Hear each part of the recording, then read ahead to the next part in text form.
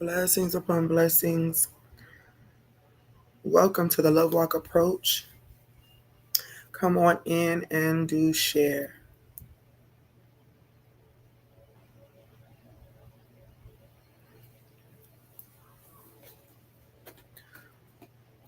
Welcome, welcome, welcome.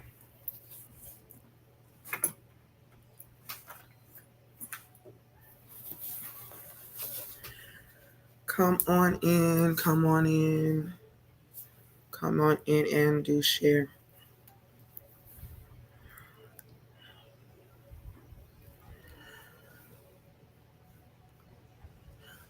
Come on in and do share. As you come in, please do say hello to me so I can acknowledge you. Go ahead and share with a few people.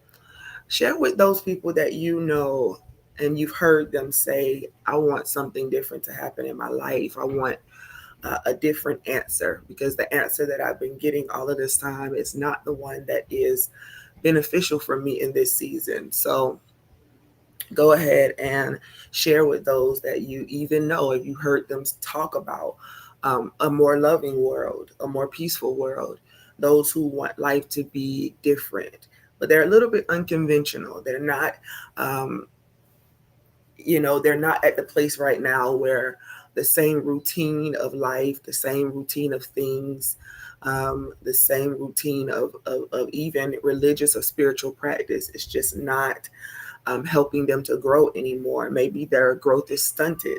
Maybe they've heard about the law of love in some type of way, but they really didn't pay it much attention because it wasn't the center focus of the practice they were a part of. But if you've heard them even speak about a new way, not understanding some things, but wanting to know God better, then invite them to join us today. Invite them to join us today. Invite them to join us today. Welcome to the Love Walk approach. Welcome to the Love Walk approach. Come on in. Do share. Do invite. If you are not already subscribed to the channel, please do subscribe to this channel as well as the Inspirational Treasure channel here on YouTube. Also, if you are not connected to us as a Love Walk Vision partner so that we can take this message not just here but abroad, then please do meet us over at coffee.com/Love Walk Outreach Global and become a Love Walk Vision partner with us. We are so grateful, forever grateful. And if you have not ordered your copy of the new book, Love as the Master Healer, or the book from last year, What If God Is All of Us, then go ahead over to Amazon.com and find both of those books. As a matter of fact, let me go ahead and put up the QR code for at least the latest one, which is Love as the Master Healer, so that if you need to get there, you can get over there, grab it. And of course, search under Shalonda Treasure Williams Leonard for all other books. This is what I believe, and I hope that this is understandable for most. But what I believe is we all at some point are going to come to a place where we're going to feel so anxious for something new that we will not be settled until we find that thing. It's not because you're um, in this place where you feel like you have the best answer or the right answer all the time. It's because you feel like you don't. And you want to be very clear on the path for your life. And you want to know, where am I going and what works for me? But I want to tell you today that the way to find out what that is to know what your heart needs, right? Because when your heart, right, out of the heart flows the issues of life. So a man thinks in his heart, so is he. And so the things that go on with our life, our heart, it begins to project itself on a big screen of life, right? It's one of the reasons why when I'm really in a heavy place, I don't often come out to play. You know, if I'm in a heavy place, then that means that I'm either contending with something that I need to deal with for myself in my heart, or the people need something because they're a part of my heart. The agenda, the assignment of God on my life causes me to feel what it is that they may need and go through. So when I'm heavy, I try not to come out to play too much so that it is not transferable. You know, you can be in a room with a person and you be in a room with a person and you can just tell that their life is just in an upheaval and you want to help in some ways. That's because a part of your call in life, a part of your purpose is to assist others on this journey towards wholeness and towards becoming the fullness of who we are expressed to be, which is love in and of itself. And so we're about to start a little small series on this podcast called Awakening the Love Self Within. And this is for those who are saying, you know, I don't really know what practice works for me. I don't really know whether or not I'm going to, you know, enjoy this process of my life if I don't figure out what's going on with me. If you're here, it's because there's something that you need that is unlike anything you've ever had before. And that's going to start in the heart.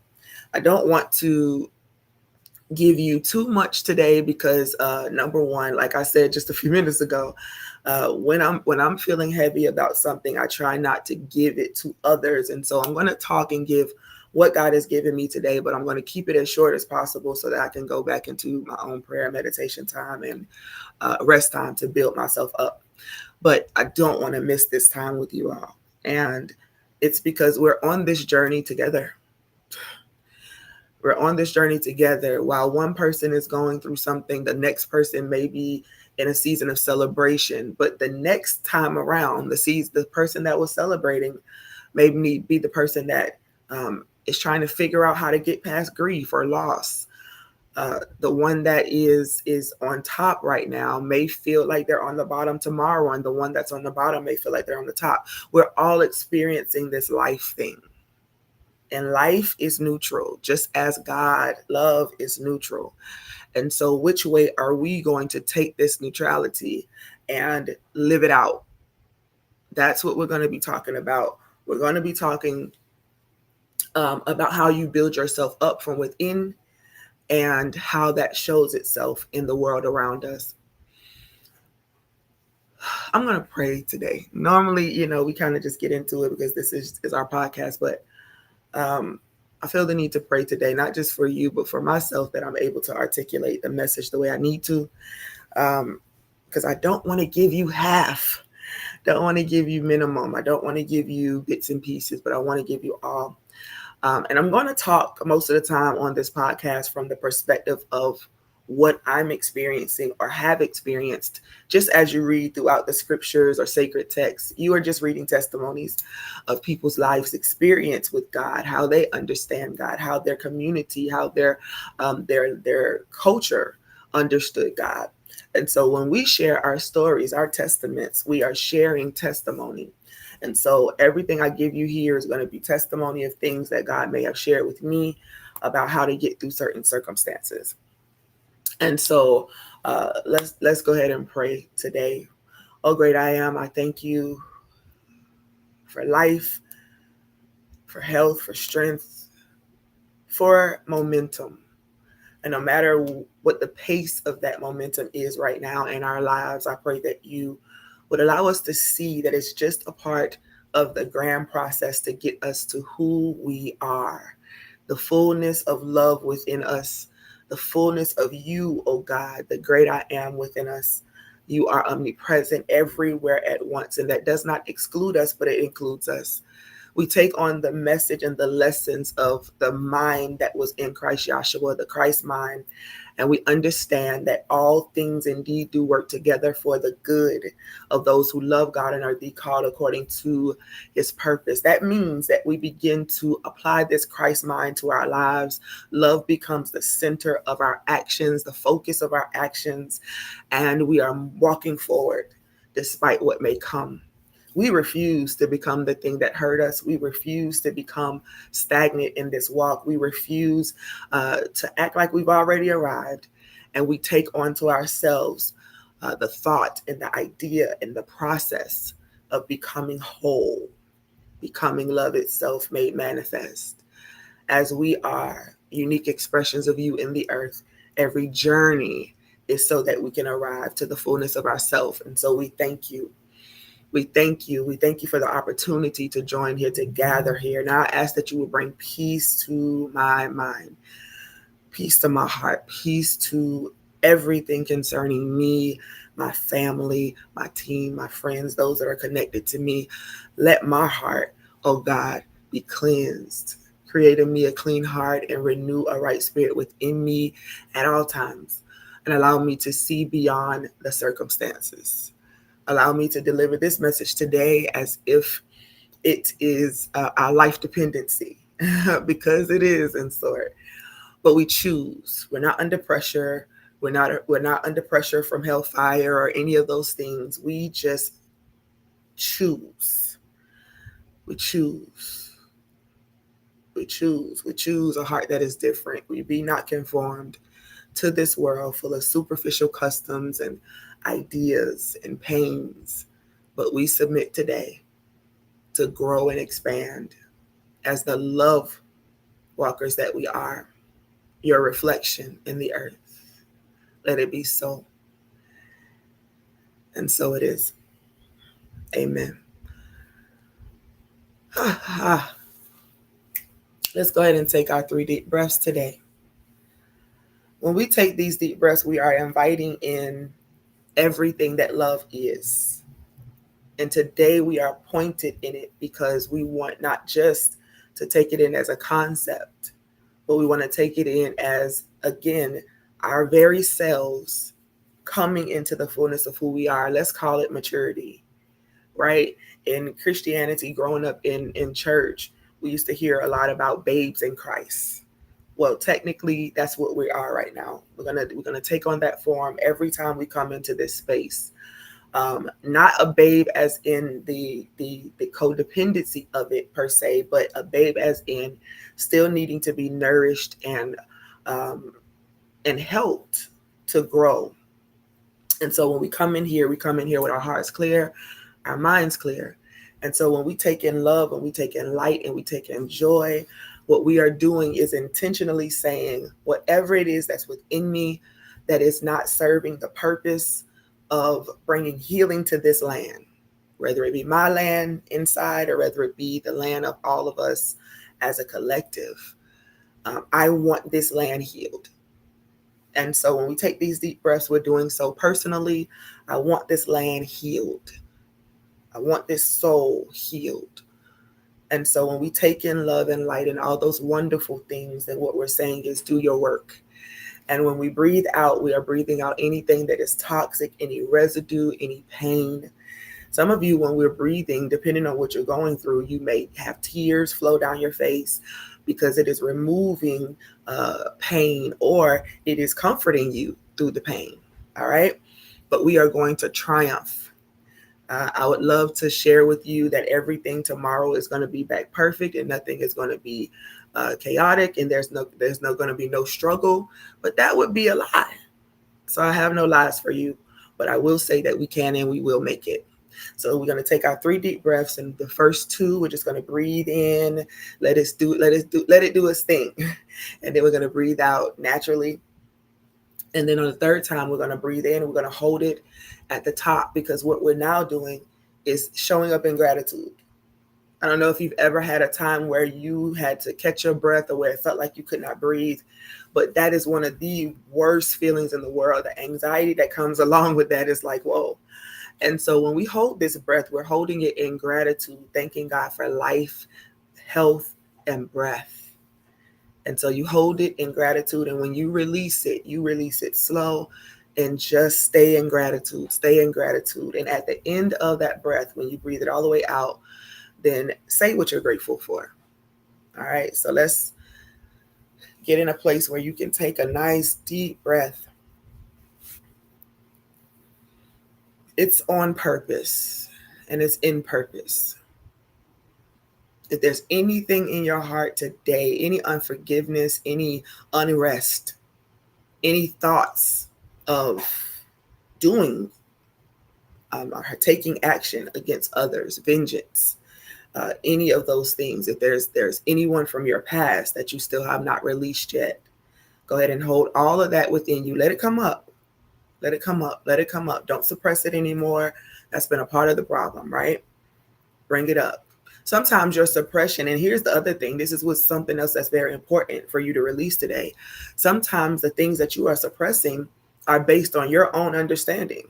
And so you've been suppressing something without even having a conversation with God so he can reveal the truth of what it is you may be dealing with. You wake up 10, 20, 30 years later, realizing that you've been suppressing something that wasn't even the full truth. So we're going to release all of that today. All of that. I want you today to put one hand on your heart and put another hand on your belly. Say just put it kind of right where your belly button is. Put it over your belly button. Spread your fingers out. And even as your hand is on your heart, spread your fingers out. Go ahead and start breathing naturally.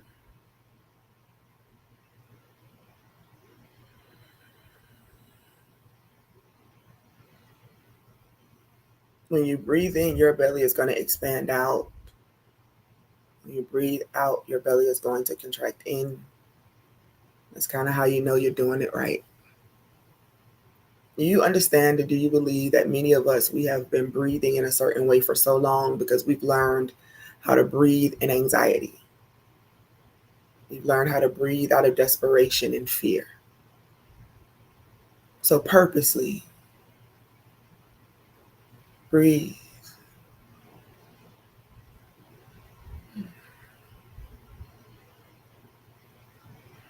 You're about to take that first deep breath in. Remember, you are welcoming in love, light, joy, peace, everything that is of good report. Deep breath in.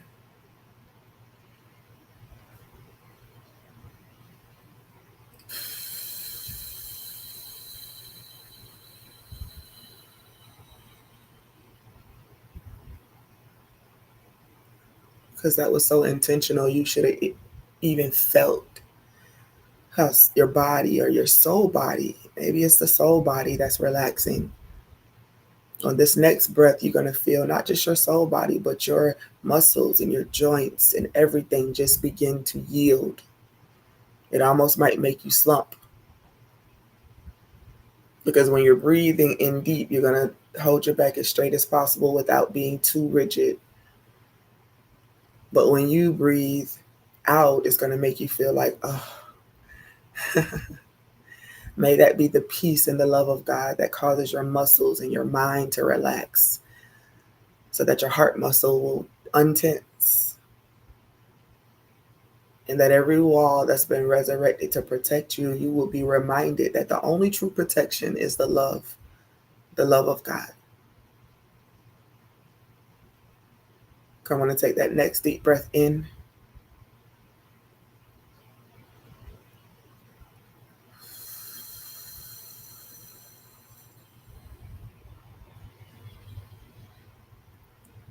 Now let your head fall and then let it go around in a circle.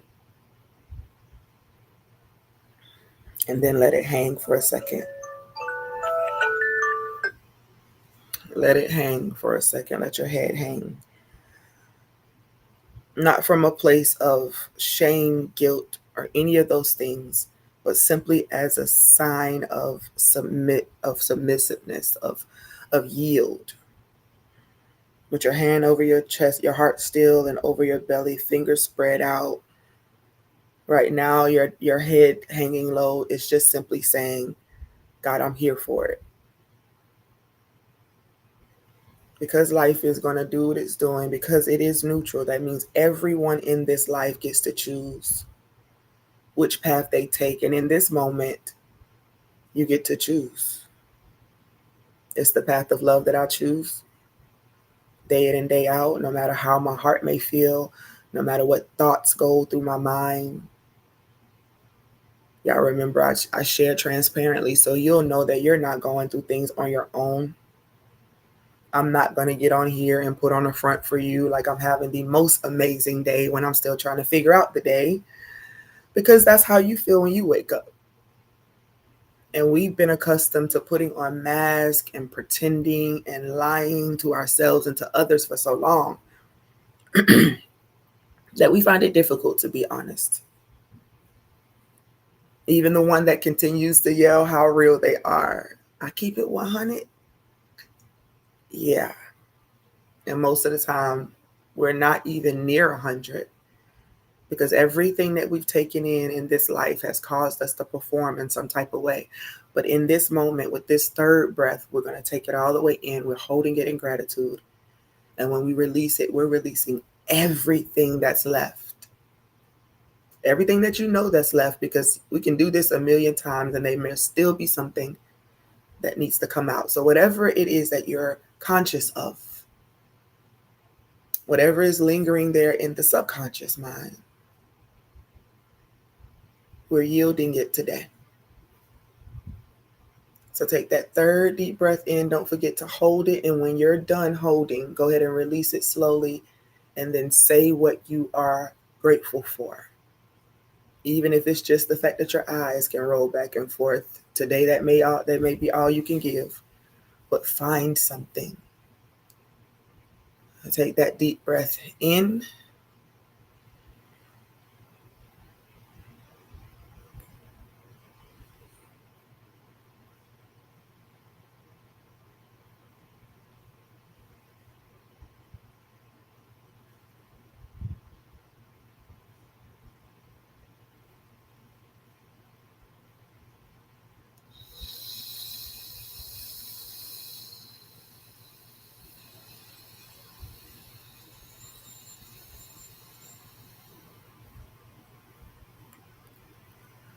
I'm grateful for choice.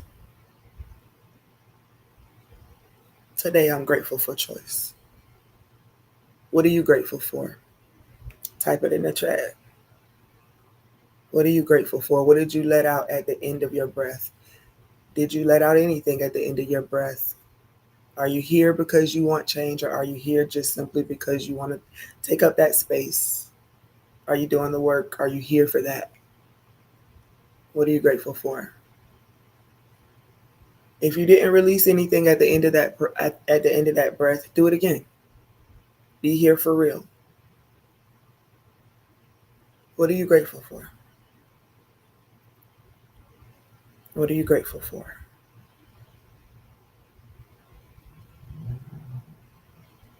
I'm not just grateful for choice, but I'm grateful for that breath. I'm grateful for the fact that everything works together so well that when we breathe, our entire bodies begin to regenerate and to be refreshed. When we start breathing properly instead of holding our breath all the time, waiting for the shoe to drop, everything begins to shift. God works in and through everything that is, because God is everything that is.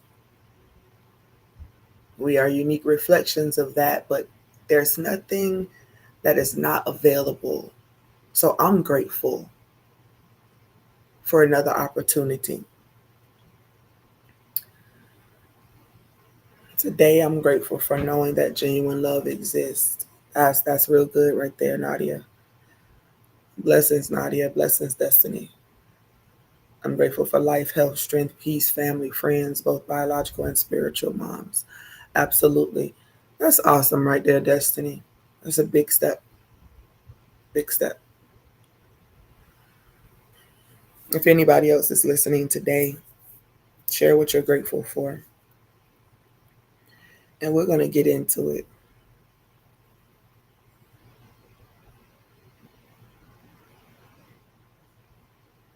Go ahead and do share at least once or twice more, especially if you're over there on Facebook. If you're not on Facebook and you're on YouTube, welcome. Congratulations. Thank you for joining us here. Please do share and encourage other people to subscribe to the podcast. But tell them why. Don't just make a post that says, hey, come here, or just share the link alone, but tell them why. Why do you feel they should join us here at the Love Walk Approach podcast? Is it because of the transparency? Is it because we're debunking some things, deconstructing so that we can reconstruct um, in the way of love as Christ Yahshua told us to? Um, I want to share this with you today as we walk into this topic. Again, we are starting a small series. Grateful for my son being here, him being healthy and happy. Absolutely, my buddy. Doing many wonderful things, learning and growing through life, but definitely doing some wonderful things. This series about awakening to the love self within.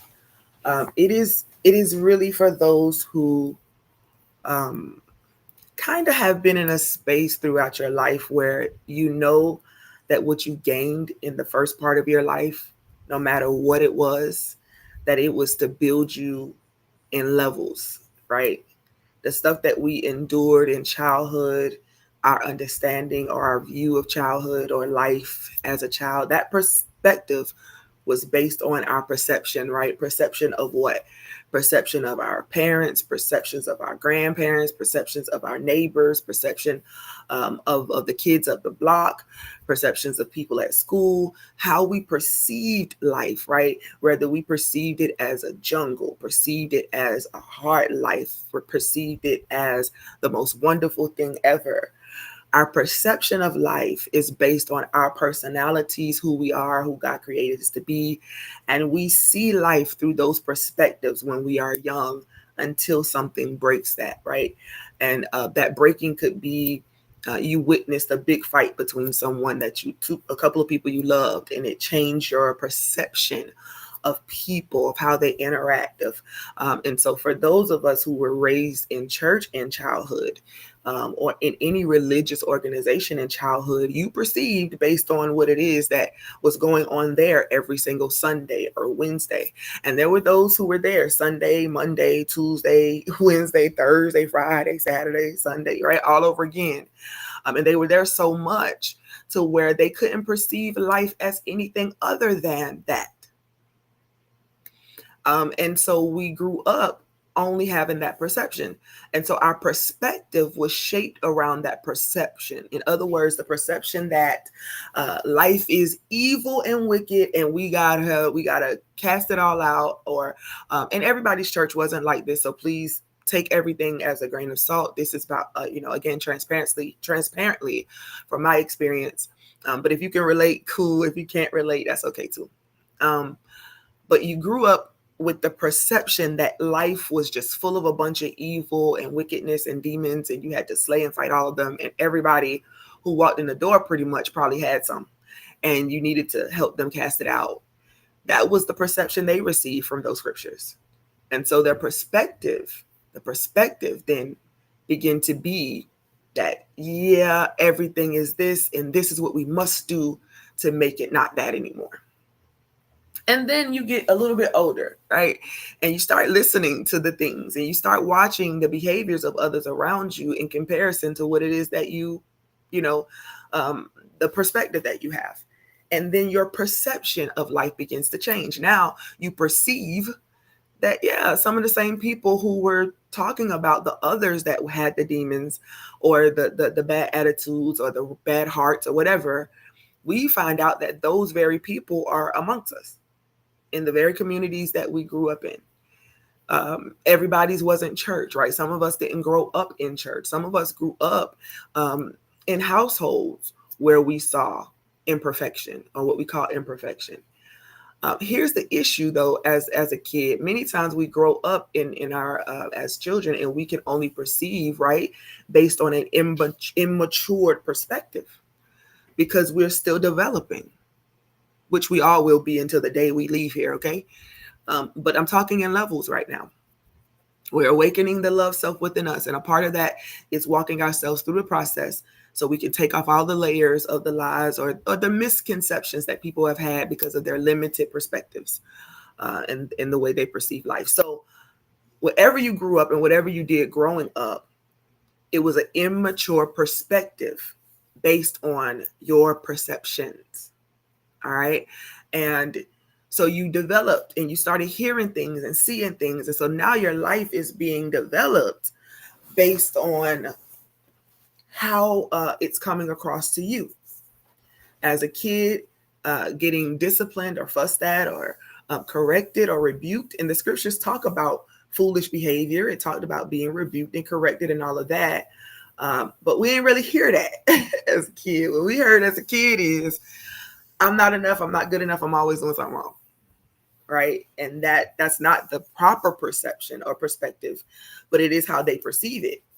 And so now their perspective is that, and again, this is not for all, because some children had a perception that was different because they had parents who were already healed or who at least already done some of the work or most of the work, or parents that grew up with others that did. So they had a more balanced life. But even in a balanced life, there's still the immature perception of life, which causes immature perspective. What I want you to do right now before I go forward with this is I want you to scan yourself as a kid and remember your perception of life. I perceive that life sucks. I perceive that life is full of a bunch of people telling me what to do, not letting me be myself. I perceive that this person just really wanted to be this or that or the other, so they treated me like this. This is what I perceive. Therefore, my perspective is that life is not for me, right? So everything is built from something. Most of what was built when we were children were much of misunderstandings or concepts. Now, children, they experience things too. So let's make that clear. We absolutely experienced things when we were children that shaped our perception even more. But we're talking now as a personal, all right? So go within yourself and you're looking at your personal self as who you were as a kid. Probably was not privy to the information about what was going on in the household. You just kind of saw. You saw people coming in and out. You saw people frustrated about life. You saw people just angry. You saw tears. You saw all of these things. So all you can do is perceive based on what you saw and what you felt in your atmosphere. Just scan yourself. Just scan yourself. Don't get stuck on any particular thoughts. Just kind of scan it. And you might get a little feeling with it. When I scan myself from my childhood, the feeling that I get now that I'm an adult, the feeling that I get when I scan my childhood, I get that feeling of the immature child trying to figure out her way home. Now, I had a home. I had a mom. I had siblings. I had people who loved me. But I was looking for something deeper, even at that age. And so while everything was happening around me, I still had this inner feeling or thought like, man, this can change. Something could be different. People don't have to treat each other like this, right? Like I was that kid. And I spent a lot of time sad. When I look back over it, if I'm going through counseling or having conversations of counsel, that is, of course, something that they try to make you see for the sake of like reframing your world. But I can't reframe my world if I'm reframing it or rebuilding it from lies. The lies I told myself, the lies other people may have given me out of their own pain. I can't reframe my world based on lies. But I can reframe my world based on the fact that I just really did not get it. But that doesn't make me bad. It doesn't make me wrong. It just simply means that I'm not or was not mature enough to handle what life was bringing. But everything at the beginning of our lives, all that stuff that you just thought about, all those feelings. Number one, I pray that whatever your feeling may be, that you do not allow it to fester, okay? We're walking through it. We're shedding things. Yeah, we're shedding. We're shedding another layer, Nadia. We're shedding another layer, Destiny. We're shedding. You know what I'm laughing at, right? We are shedding, y'all. We're shedding all the old, right? Behold, all things are made new. So don't sit in it. We're just walking through it so that our perception now, our perspective of life is different. We're healing all things old, just literally releasing it and letting it go because it no longer serves a purpose here. But whatever you experienced in childhood, it framed your life in a certain way and perspective. And we move on to teenage years, and it just takes what we had in childhood and it magnifies it, right? So if you had misunderstandings in childhood, or if you had events happen in childhood for you, when you get to teenage years, it's going to magnify whatever that is. Unless you come and you run into a great guru or a love person or a spiritual leader, or your parent is in that place where they can show you something. But here's the truth. Once you are settled into those feelings and emotions as a teenager, not many people can talk you out of it, right? Because you just know that you know that you know that you know, right? And so this is where our parents or the wise counsel begins to talk to us about our behaviors, right? Don't be a foolish person. The scriptures in the Bible that talk about foolish, there's so many different descriptions. And I'll be like, ooh, child, I've been all of those, right? Foolish one is the one that needs to be heard, but does not want to hear. A foolish one is one that takes their thoughts and feelings and they just act them out however they want to act them out. A foolish one does not think through their decisions. They just kind of, like, again, they act spontaneously, impulsively, and it doesn't matter how it turns out. And a lot of that too is just the acting outs, right? Remember, God says, I don't look at the outward appearance. I look at the heart. And that matters because if we look at the outward appearance, then we're going to judge people from childhood all the way to the grave, right? Because all we see is how they are trying to act out what they're feeling within. So we're here because we're changing what we're feeling within by forgiving and releasing and doing all those things because we're starting anew. Love is my language. Love is my path. Love is what I'm doing. And yes, that means that all of this gunk, all of this toxicity, all of this stuff that I've been holding for years, it's got to go. My niece, Jayana, she did a video one time. She has a character called Duckquisha. Y'all got to find Duckquisha, honey. She cracks me up, right? But she had this one where she found out that I was dating again. I've been divorced, went through a situationship for a while, and then I remarried and got married to someone I've known since I was a kid. But when she first found out that I was dating, she did a whole video about it. Who is this man?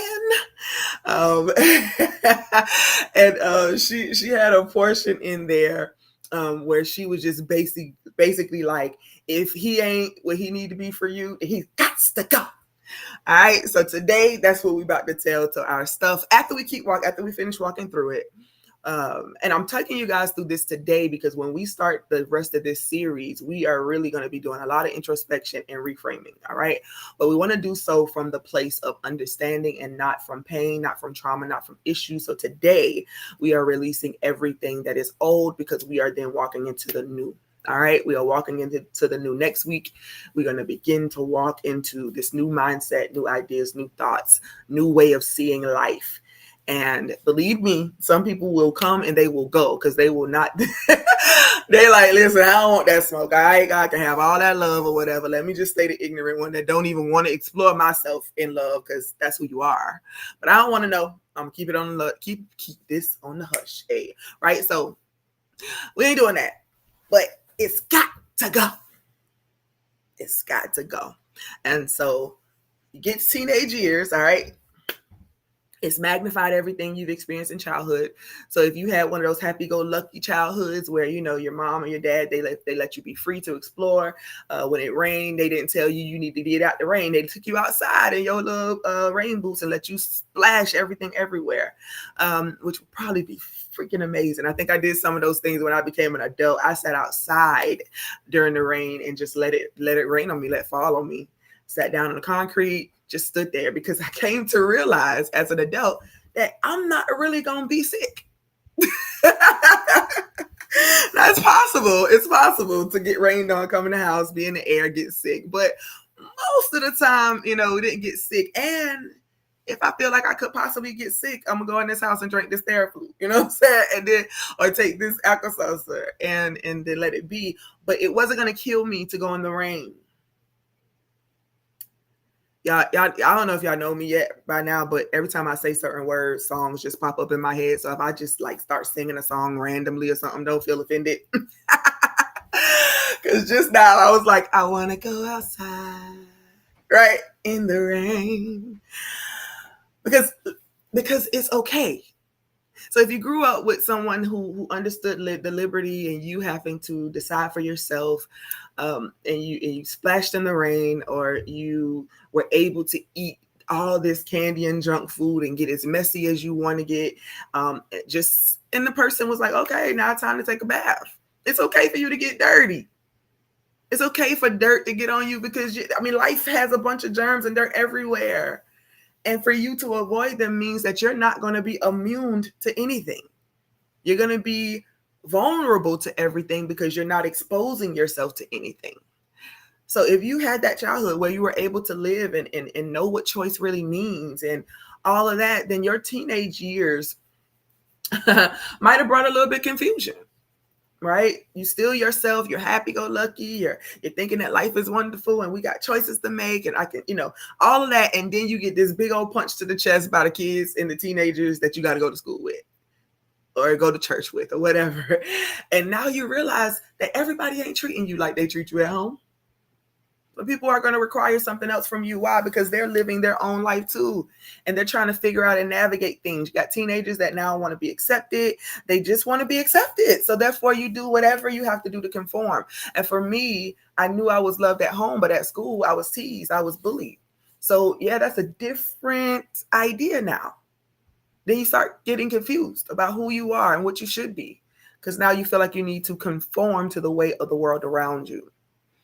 And so we went through that stage, and then you got to young adulthood, and you still had to figure out some things. And then you got to adulthood, and now you're here.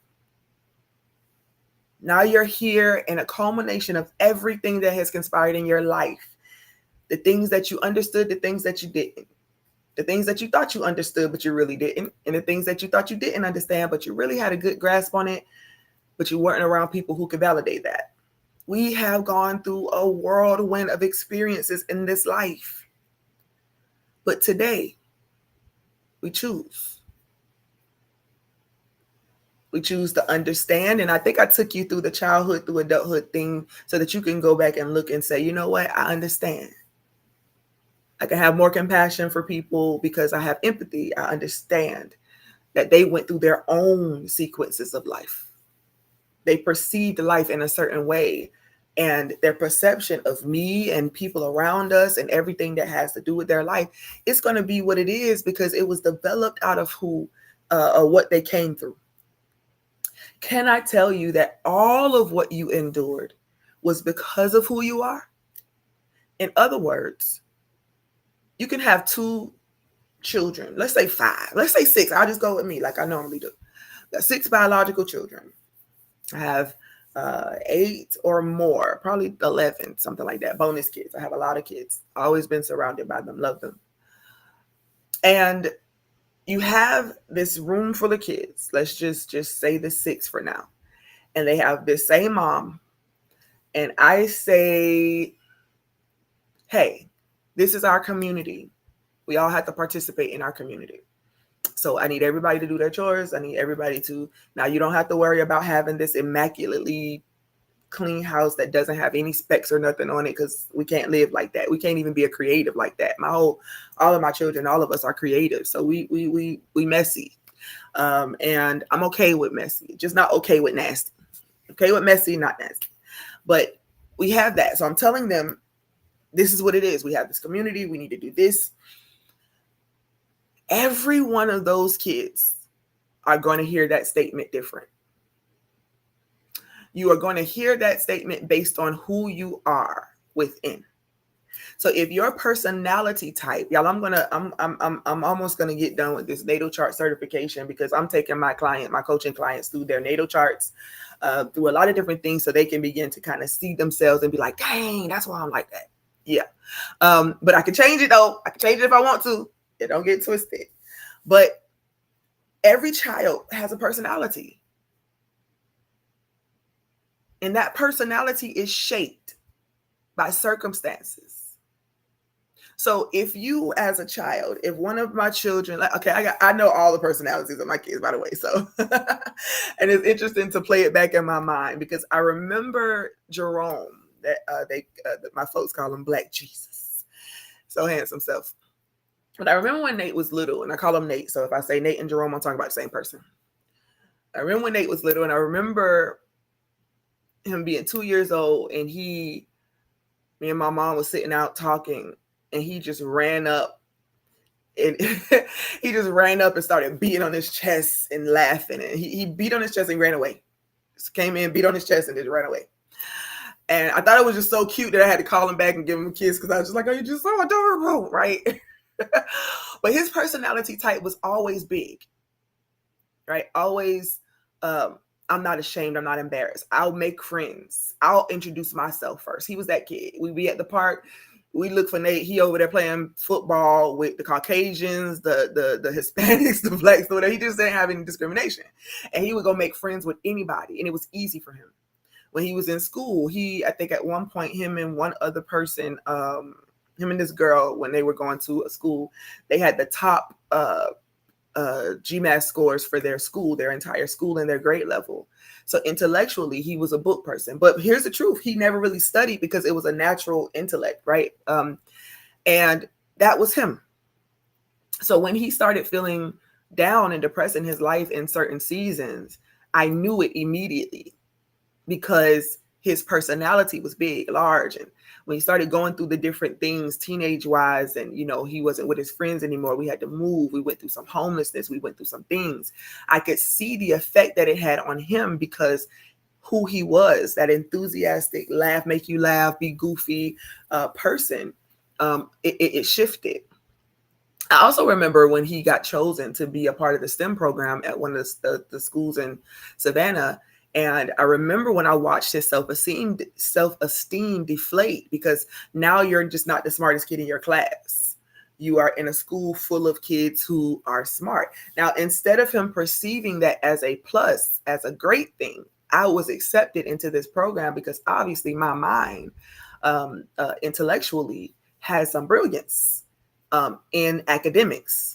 I'm going to say in academics, because you can be brilliant in your spiritual gifts. You could be brilliant in your creative gifts. So intellectually, he was that. But now he's in a school with a bunch of kids who are the same. And some of these children were creating robots and building programs and doing things that he was like, whoa. So I saw when his self-esteem deflated. Why? Because his personality from childhood, from when he was conceived, he cried a lot as a baby. He was emotional. He had a voice. Let me say that. He had a voice even as a baby, screaming out, crying out, I'm here. See me, right? And so from childhood, I saw. So when things started affecting his life, I knew. As an adult, now I'm watching him rediscover that child, not in a childish manner. Now, childlikeness is great, but not in a childish manner, but he's coming back to self. Somebody type that in the chat. I've always been who I am. I've always been who I am. That's what I want you to type. I've always been who I am.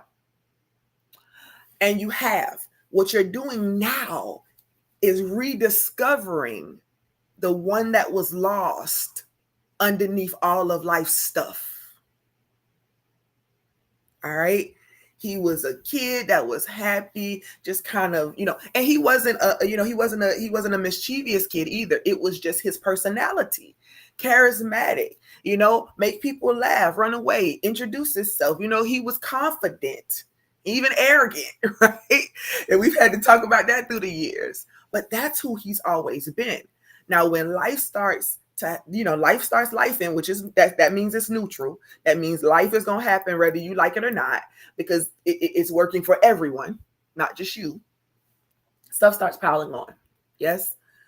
This I would call, in my coaching community, I would call it that dirt, right? Because the treasure is still a treasure beneath that dirt, ain't we? Right? But I would call it dirt because it's the stuff that gets piled on top. And our perception of the dirt from the outside looking in is, oh my God, there's so much dirt on me. Gotta get clean. When in actuality, the dirt, number one, it hides you as you're dying to self, and then the fullness of you is coming out of that one little seed, and it's got to burst, beneath burst through the dirt. It's got to be watered. It's got to have sunshine. It's got to have all these things. But the dirt is a part of what's helping you to grow, to develop. Develop what? All of who you were from the very beginning. All of who you were from when you first entered that womb. Not when you were first born into the earth, but you were who you were when when conception happened. Before you even got inserted into the womb, there was already a purpose and a plan for you as an individual, unique reflection and expression of the great I am. And so I saw all of that in him. I saw it be deflated. I saw him go through the motions of depressions and even grief in sort. And then I saw, because when my dad, my bonus father, whom he's the namesake of, Theodore is one of his middle names, and my bonus father was Theodore. And when my bonus father died, something in him shifted too. I've watched the shifts because I knew who he was from the beginning. So now I'm getting to see him discover that, not being angry at the dirt, but bursting through the dirt because the fullness of his processing is happening. Now, when they first break through the dirt, it's just a little shoot. It's just a little something to show that, hey, I'm here. But there's still watering, and there's still sunshine, and there's still pruning, and there's still all those things that must happen in order for you to come back home to the fullness of you. My daughter Tajane, she's the oldest biological child of the crew, and I witnessed her creativity. I witnessed her go through her self-esteem motions. Now, these are things that were happening as a kid. So I knew even as a kid that she would be high and low emotionally, just like me. I knew that she would take some things into her life. And even if the person didn't mean it like that, it was going to feel like the biggest, heaviest boulder in weight on her because that was who she was. Now, she was the oldest of the crew, and baby, she a Virgo. Right? So that means that order, like certain things just need to be in a certain place. And if they're not in a certain place, then it's going to irritate the mess out of her. But at the same time, she's experienced some life things. And so that's that dirt piled on top. She's always going to feel. She's always going to have a heart of gold and have these emotions. But she also is going to be that person that needs to have everything in a certain type of order and perspective, because if not, it's going to throw her day off and she's not going to be able to perform the way she needs to in her life. I know her. So now I'm watching her come into adulthood. She has children of her own. She is now recapping some of the things that happened with us growing up, where she's like, Mommy, I understand certain things now that I didn't understand before. But she was also a creative. When I say creative, she used to put clothes together, baby. She would put this top with this bottom with these shoes and have her hair look like this and that. She was a creative. She was business smart and didn't even know it. She sometimes used to feel some type of way because Jerome had the academic studies on lock, but she felt like it was difficult sometimes. But I would try to tell her, like, listen, just because he's strong in this area doesn't mean that you're not strong in your area. Let's find out what it is. So the majority of her childhood was me trying to show her who she was. The person that she knew she was, but she was afraid to show sometimes. She was not the person who made friends easily. As a matter of fact, she was more observant, like, no, I don't trust that. Nope, not them. But sometimes she was just shy. So I would challenge her, right? I would say, okay, so if you go make one friend, we'll do this. And that was because I saw and knew her confidence beneath everything else. And we needed to bring it out. But when she heard something that I may have said, she was going to interpret it the way that she did through her eyes and perception. The same for the rest. Andreas was more quiet to himself still and would observe everything around him. He's that ninja kid, the one that people really never saw, but he would pop up. He's more militant in his thinking. He doesn't feel like everybody else does. He doesn't allow his life to stop because something happened. In that moment, the moment it happens, you tell him about it, he feels what he feels about it, he lets it go, then he's back to himself. You know what I mean? Like life doesn't move him the way that it moves everybody else. However, he still has his own insecurities and thoughts about himself that people may not know because he doesn't talk much. I'm watching him now. Blessings, Apostle Charles. I'm watching him now come into the fullness of who he is. He's finding himself. He's a natural artist. Andreas has been drawing since he was silently sitting on the chair at like 5, 6, something like that, drawing shoes, drawing houses, drawing whatever. He's been a natural talent all of his life. Well, what's happening now? He's finding out who that is, being free to be who that is. But when he heard me say we are a community and stuff needs to be done, he was more militant. So there was no question behind it. It's just we gonna do it. That's it. RJ, my Romeo, he's my busybody. He was busy when he was a kid, but all of that was him performing and making people happy. He doesn't like to see people down. So him, right? He's that person, but he was bullied growing up. That very person that he was almost bullied out of him because people thought that he should be a certain type of way as a boy. This is what it should be. He didn't want to play sports, and he's big, he's thick, and he didn't want to play sports. He won't compete. He want to do computers. He's a producer of music. He hears music all day, every day. So people look at him like, oh my God, what is wrong with that boy? And really, he's hearing a whole symphony in his mind. And so now he's coming into the fullness of who that is, finding his way back home. What does that mean? Music, computers, eccentric things that probably don't make sense to other people. But he's that, and he's now coming into the fullness of who that is. Amani is everything, right? So she's life. And if you in her presence, you're going to know that because she has nothing but high energy, and she's going to give all that energy, and she's going to remind you that she's in the room. You don't know she's there, you're going to know she's there, right? Because that's her personality type. She a whole Leo. Spotlight, please. Make sure that you know. And she's going to make you laugh. And she's going to do something that's going to probably make you feel like, oh, girl.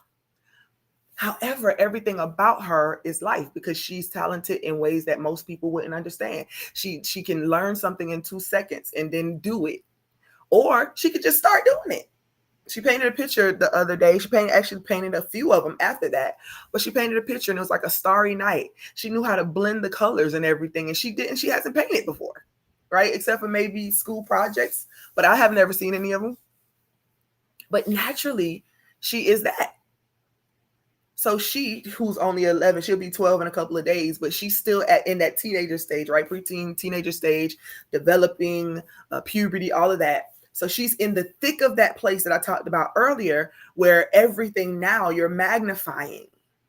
So whereas she might have thought, you know what, spotlight ain't on me.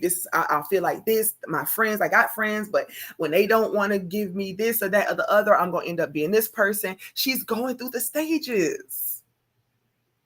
So when she gets to the age of Romel or Dreas or Jerome or Tajane, she's going to have a whole new aspect of life. She's going to begin that process of coming home to herself, to that happy girl who's always trying to create. So when she shows up on y'all TV screen, right, she's the makeup artist and she's the actress too, and she's the songstress too, and she's dancing too, and she's doing the creative arts too. She's doing all that. When she show up on y'all TV screen, don't say I didn't tell y'all.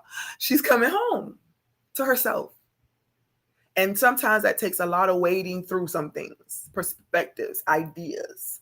And so she has to do that. Christian is 9. And so he's at that very beginning where he's still in childlikeness and childhood, and he's developing, but I know his personality. He is the one that's the peacemaker. Yeah, he's the one that even when he wants to get into it and somebody is mistreating him outside, he'll come inside first because he doesn't want to do, well, he might want to do it to them. He may want to get them. He may want to punch somebody in the face or something, but he'll come in the house first so that he doesn't do to them what they've done to him. He's got that message for me, at least. Now, he might play fight with his siblings, but when he's outside, he's more of a peacemaker. It feels weird to him when people want to fight and when they want to, he'd rather play sports and, and run around and enjoy things. So his personality is very much so peacemakerish, but at the same time fun. And he's an Aries, so he's going to want to achieve high in things and be competitive and play sports and all that. I see their personalities. I knew them from when they were first out the womb, but I knew them when they were in the womb. Everything that they are, everything that they've always been intended to be, that expression of love that they are in this earth. Blessings, LaMonica. The expressions of love that they are in this earth are being developed, and then they're going to come to full fruition. Christian and Amani might still be underneath the dirt. They haven't pushed through yet. Romel pushed through, and he's got a little tiny shoe. And Andreas and Jerome and Tajane, they've already pushed out just a little bit more, so you can see they had. You can see the creation of this beautiful thing that this seed was. The seed was always that. What's inside that seed is the fullness of who you are as the great expression of God in this earth. So when you go back and look through your childhood, once we get off of here, of course, I want you to be reflective. I don't just want you to be here to say I was here. Be here because you're trying to grow. When we leave this podcast today, I want you to go and be reflective about childhood. Again, not to doom and gloom. But you, who were you? Were you already militant in your way of being? If you are already militant in your way of being as a kid, then nothing out of order and nothing that seems like it is like not in alignment, right? Because militant is we walk, we march in togetherness, in order. We got to have the same mind, because if we don't, the enemy can attack us. We have to be ready at all times. And so that means you probably ain't as fun as most people. That don't mean you bad. It just means you not thinking about fun. You thinking about how to make sure everything stays in precision and in order, and everybody marches together in some way, shape, or form. And that may be in business. That may be as a spiritual leader or a religious leader. That may be as a company owner or whatever. But you have a certain way of looking at life, and you always have. You'll know that when you look back on your childhood and say, I remember when all my friends was around, or people that I was playing with, and they was trying to do this, that, and the other, and I was bossing. I was trying to get them to do things in a certain way because the way they was doing it just didn't make sense. And they just outside trying to play on the playground, and you're the one that's thinking about how you can get it all together and make sure everybody act right. If you were that as a kid, then that's kind of who you are. And so now, what do you need to do? Come back into the fullness of yourself as love. So how does that look as love? It looks like the person who is the military, go into the military for a living, of getting stuff in their mind, how they can make the United States safer or better or whatever. They there, and they're doing everything that they're asked to do, no matter what. Picture, I would say Forrest Gump, but don't picture Forrest Gump, because he wasn't militant, but he was very submissive. He was submissive. Blessings of Monica. So he was submissive, but not militant. But think of militant as the one that's trying to always keep things in order. Walk together in unity. That's what we're doing. But they do it from a perspective of, it's got to be this way, because if it's not, it will not work. If that's you, then that simply means that you are the CEO. You are the one that's going to put some things in order. Listen, you may be the manager. Right? Managers are not just those like supervisors that just kind of look over your shoulder to see if you're doing something right, maybe correct you. Managers manage. They manage. That means they see everything that needs to be in proper order for the business or the ministry or the organization or the life or the family. They see what needs to happen in order for us to walk this thing out in unity and for everything to prosper. They are the managers of life.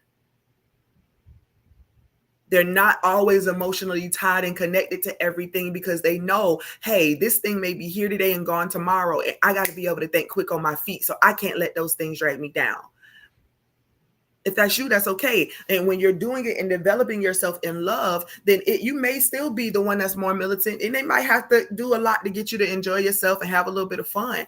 But you need to be who you are so that you can help to manage the things that need to be managed in this life. That's your gift. That's what your strength that you offer to the weak. You're awakening to you. Love is awakening in you. You are awakening to your love self.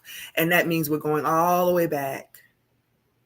And I don't want you to think about the environment around you at the time. I'm telling you, I want you to only think about you.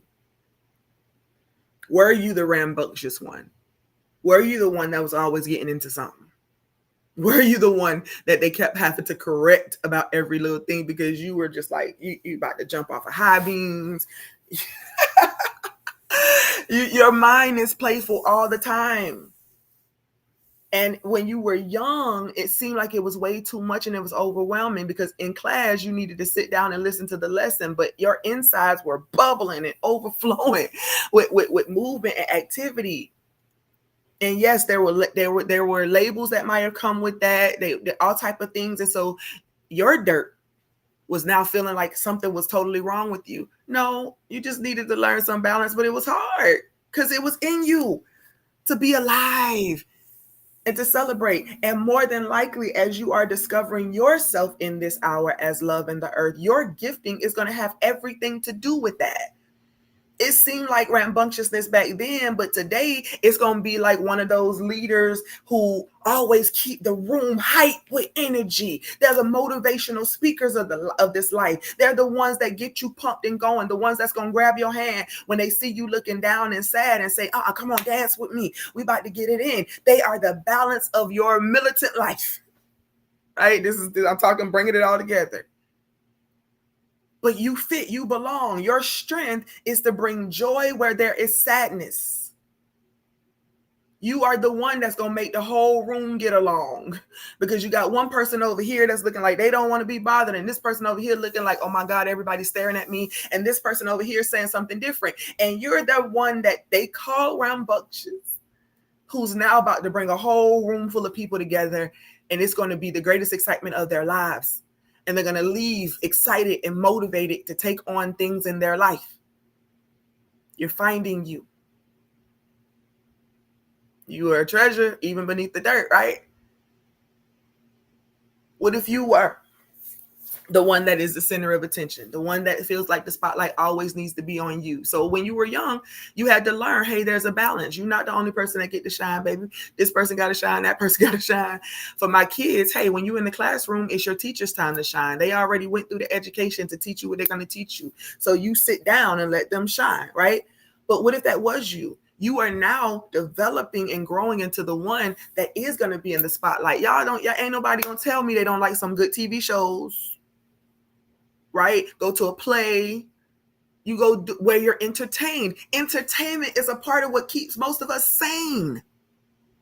So the person that was the center of attention growing up, the one like right now, Amani is still having to develop into the fullness of who she is and bring all of her giftings and talents together. But when she finds her way home to herself, it ain't going to be no spotlight that ain't following her. She's tall. She's pretty. She's got this, she's that. And so who she is from the very beginning, as somebody said something to me before, basically about how busy she is. She's always moving. Why she can't be still? I said, man, my baby was moving when she was a baby. She was squirming in my arms while she's supposed to be nursing. She moving at the same time. Like, how you nursing and moving at the same time? Most kids be chill, like, all right, I'm about to go to sleep. Not her. She's always been that. She's nocturnal like me. So she can stay up from now until and not be bothered or tired. When she go to sleep, she sleeps, she wake up. But all of that is on purpose. So when she comes into the fullness of who she is in her heart and knows who God has expressed her to be, then she's going to entertain the world. Christian's going to play sports and do big things. He might even be a doctor or a lawyer or any of those things because he's who he is. Tajane is probably one of the most brilliant-minded business people. And when she comes into the fullness of who she is, but she's also a mother and a nurturer and all that. So, whatever comes, what I'm trying to get y'all to understand is that the very core of who you were, you still are. I was the sad kid taking on the weight of the world. I wasn't sad. And now that I know, now that I'm here, and I found my way home, I realized that, yeah, girl, it wasn't that something was, you weren't crazy, nothing was wrong with you. You was feeling the weight of the world. You were an empath. You were a prophet. And you were always that. So you don't see through the same eyes as other people. You see deeper than other people. So when I was young, what may have seemed like nothing at all to one person, it was super heightened for me. It's almost like, the kid that's doing something, or pushed the little kid down on the playground, and they moved about, they doing their thing, and they living their best life, right? Because they rambunctious and they doing their thing. And that kid, they got pushed over. Somebody else may think, oh, help her up. She gonna get up, she gonna play again. But I'm feeling the embarrassment that she felt. I'm feeling it. I'm feeling the tears that she want to shed because she feels embarrassed about all the kids on the park looking at her laughing because she fell. And I'm feeling the depth of what she's feeling. I was doing that as a kid. Confusion comes through life. You feel like you're crazy instead. You get back to this place where you have to say, you know what? I've always been different, always been eccentric, always been able to counsel people, older people, younger people, whoever. That's who I've always been.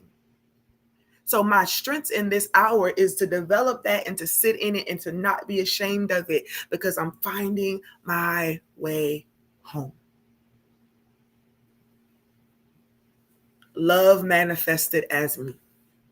Love manifested as you. What do those expressions look like? Who are you coming into the fullness of being? Whose business are you going to be managing?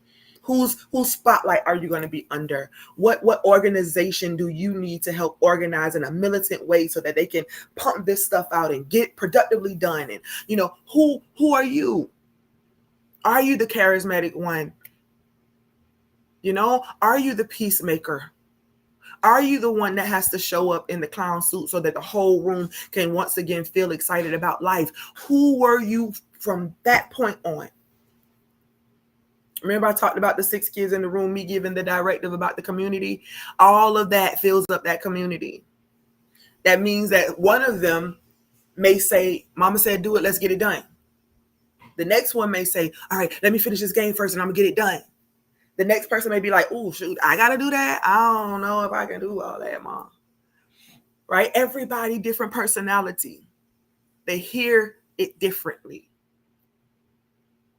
You heard differently than somebody else. It don't make them right and you wrong. It don't make them bad and you good. It just means that you, in the fullness of who you really are, have a personality. And your personality is what you're going to fully develop into if you allow yourself to.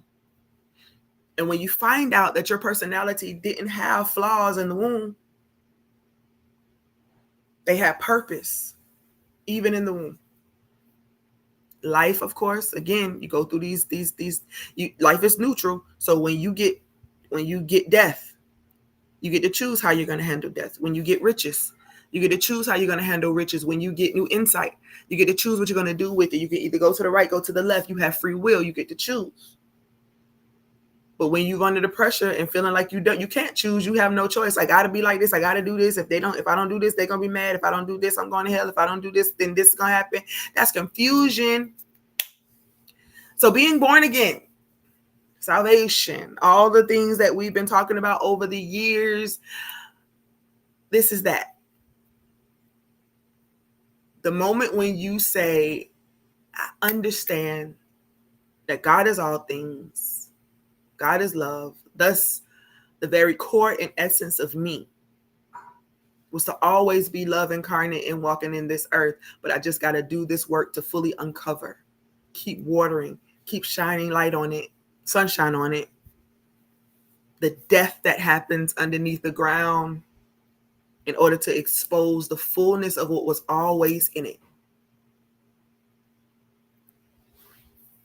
Today, you let it all go.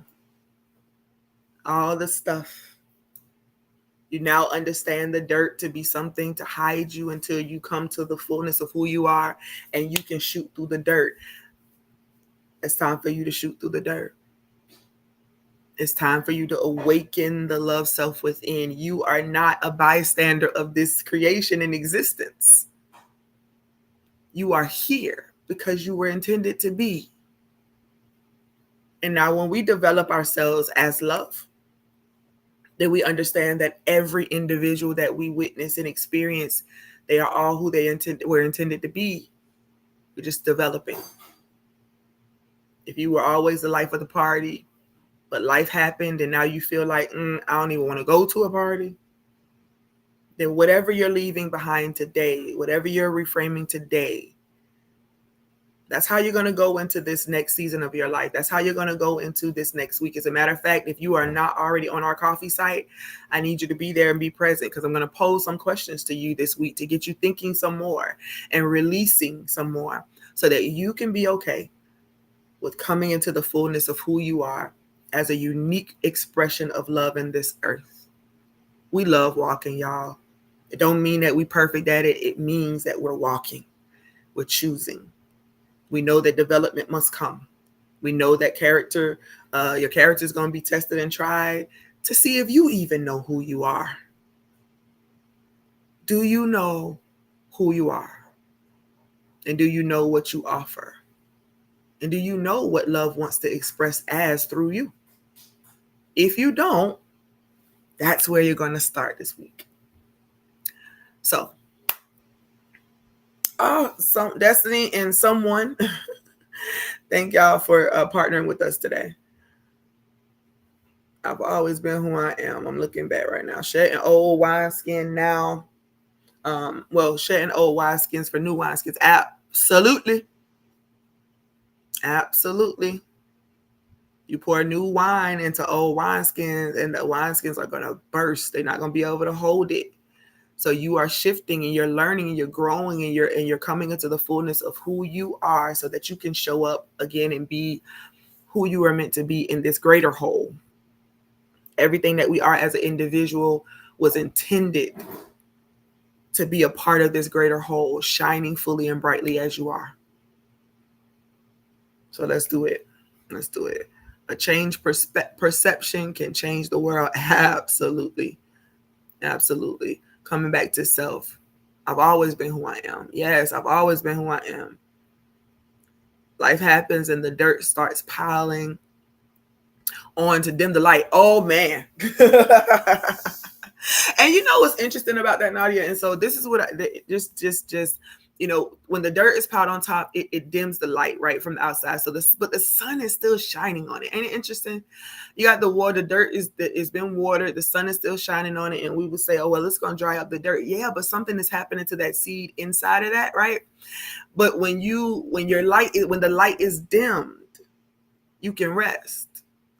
And some people, it's difficult to rest in the dark because, of course, they've had experiences, right? But we're taking all of that back because we need to understand what everything is intended for. In the dark is where you can rest, where you are rejuvenated, where everything is happening within even. Your body is doing something. Your mind is doing something without light. So some people may say, basically they talk about light and dark from an evil and a good perspective, but that's not it. Light has its place and so does darkness, right? But the light that's dimmed from the outside, it's so good. Because, okay, you got to be conformed to the ways of the world. I would attribute that, right, to when you beneath the dirt, you got everybody and everything shining whatever light or perspectives that they need to shine in your world. And so when that dirt is there, yeah, it dims that particular light. It dims the light. The work of the sun is still happening, but all those other lights that's flashing around you, trying to get you to follow their direction or trying to make you believe what they do or whatever the case might be, you're blocked beneath the dirt. That's so good for me. You're blocked beneath that dirt. You're still developing. You're still growing. So you have to be shielded from all light, even the light that is the best for you, but mostly those artificial lights that will not help your growth. Oh, that was good to me. Took me into a whole revelation. There are nutrients in the dirt. Yes, see, I ain't even got to that comment, but look at God. Won't he will? There is nutrients in the dirt, and it comes from the sun. It comes from the sun helping because there's nutrients in the sun too, right? So now the nutrients from the sun and the nutrients from the dirt, it's all, y'all come on now. This is a whole topic within itself. Nevertheless, I appreciate y'all for joining me today. Thank you so much. Blessings, LaMonica, again. Blessings, Destiny, Nadia, um, Dr. Charles Jerome Francis II, my brother and friend. And for those of you who have become Love Walk Vision partners today, thank you so very much. And I would encourage you to become a partner over there. Go ahead and follow the page or become a partner there, because when I'm doing things throughout the week, you'll miss it if you're not a supporter.